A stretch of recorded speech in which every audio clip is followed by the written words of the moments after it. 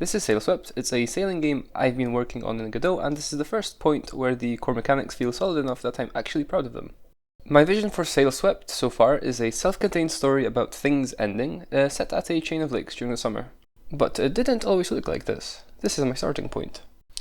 I started this build with a very basic and not very good water shader, a quick island I whipped up in Blender, and a sailing system I developed to mimic real life, so your speed is determined by your boat's and sail's position relative to the wind.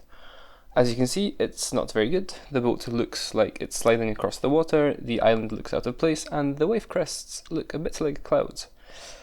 In this first devlog, I will show you the small steps I took to make a big difference in how the game looks and feels. The first thing I worked on was heeling. Heeling is basically the boat leaning to one side when the wind hits the sails at an angle. Basically, due to sailing physics, the faster the boat is going, the more it heels. I think intuitively one thinks that the fastest way to sail is downwind, with the sails fully puffed up, but it's actually quite the opposite. Sailing downwind mainly relies on drag, so it acts kind of like a reverse parachute, which is quite slow. But when you sail at an about 90-degree angle to the wind and trim the sails to roughly 45 degrees, called the sailing beam reach, the sail behaves more like an airplane wing, generating lift, which is a much faster way to sail. Anyways, I think the heeling added a lot, especially since it gives immediate feedback on how well you're sailing. Once the boat's heeling felt decent, I decided to improve on the boat's wake. So far, I had implemented a simple trail, which to be honest looked quite nice. But I thought it needed something more. I looked at some reference footage and tried to implement something that looks similar, but after trying a few different methods, nothing really seemed to do it. To be honest, I think I was overcomplicating things a bit. So I decided to go back to the nice, simple trail and add a particle emitter, which immediately made the wake look nicer. I also added some curvature to the trail. Then I decided to work on the water shader a bit. I made it so the water shader reacts to the wind changing direction. The effect is quite simple, just rotating the texture with the wind, but I think it works quite well, and can always be improved upon later. I also wanted to make the wave crests a bit less wispy and cloud-like, so I sharpened them up, essentially making them have no transition from water to wave, and blocking out the color fully. I also changed the wave crest color from a stark white to a nice blue, which I think made a huge difference. Next up, I wanted to give the island a better sense of place, as it currently just kind of floated, which looked very unnatural. So I thought a shoreline effect would do the trick. I actually had a lot of trouble with this, as I followed some Godot water shader tutorials on YouTube, which I thought to the letter, and the effects just would not behave. So I took up to reading some old Godot forum posts and found this quote-unquote depth texture magic code, which after plugging it in, worked immediately. It seems at some point Godot updated the way their shaders work, which meant I have to change some things about my code. Now, can you see something missing from my sailing game? There is no wind, so I thought I should add that in next. The game was already using wind to affect movement, but the only way you could gauge the wind's direction was with this little wind arrow in the corner of your screen. So I added some wind particles to make the invisible visible. Now you can see gusts, changes in direction, and the strength of the wind. I'd say I'm quite pleased with this. I think it makes the game look infinitely better, but it does need some refinement, which I address later on.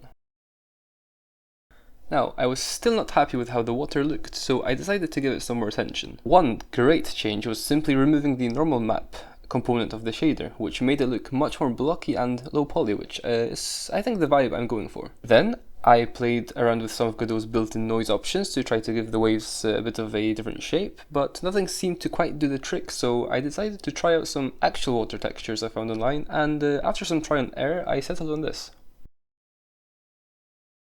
Then I wanted to expand that sense of place and give the world a bit more depth by, well, adding a depth effect to the water. This was quite simple to implement, as I could just mostly recycle my shoreline code and add some different colors to it.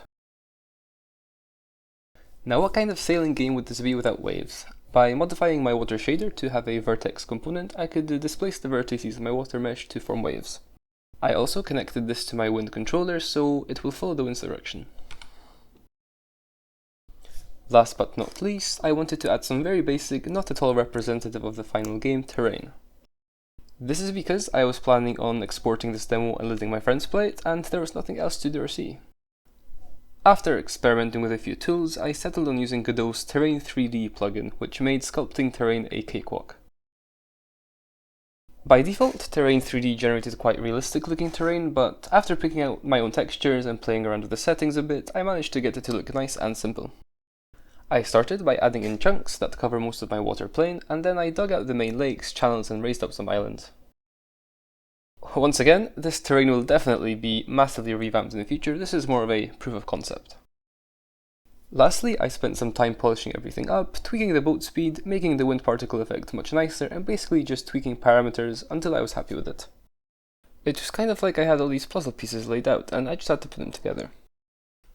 So, this is the current state of the game. I think the sailing works quite well, and I like the current aesthetic of the game. Although, I'll say this is all preliminary and will be improved upon in due time. Well, that's it for updates in this devlog. I think the next steps for Sailswept are to do some big picture planning, decide on the player character, whether it's a set protagonist or if they will be customizable, start implementing some story elements, hopefully add some sound effects or even music. Honestly, I have so many ideas and so little time, but I am very excited to continue giving this project my all. If you want to follow along with the development of Sailswept, I'll be posting more devlogs as things progress. And if you have ideas, I'd love to hear your thoughts.